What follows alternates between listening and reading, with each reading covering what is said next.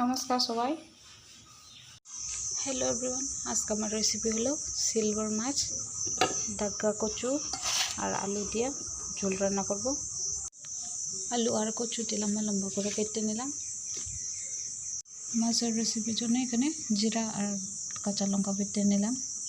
তেল গরম হয়ে গেছে, মাছগুলো বেছে নেব।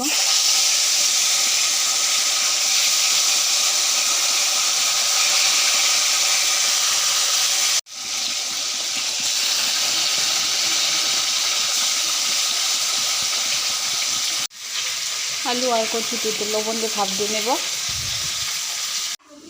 মাছগুলো লাল লাল করে ভেজে নিলাম। ফোড়নে দিব গোটা জিরা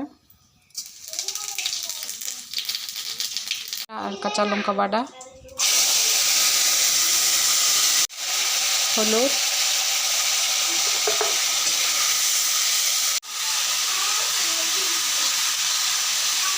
হাফ দেওয়া কচু আর আলু অ্যাড করে নেব।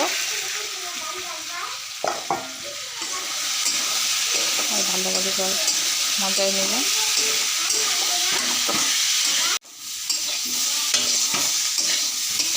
ভালো করে মজাই নিলাম।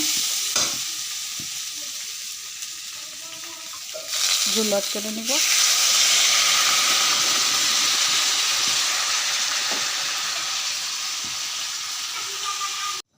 ঝোল দিয়ে ভালো করে জাল নিয়ে নিয়েছি, মাছ অ্যাড করে নেব।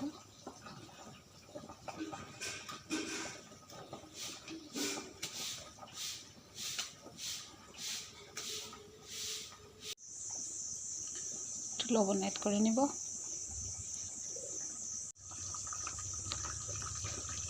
ভালো করে চাল করে নিলাম, নামিয়ে নেব।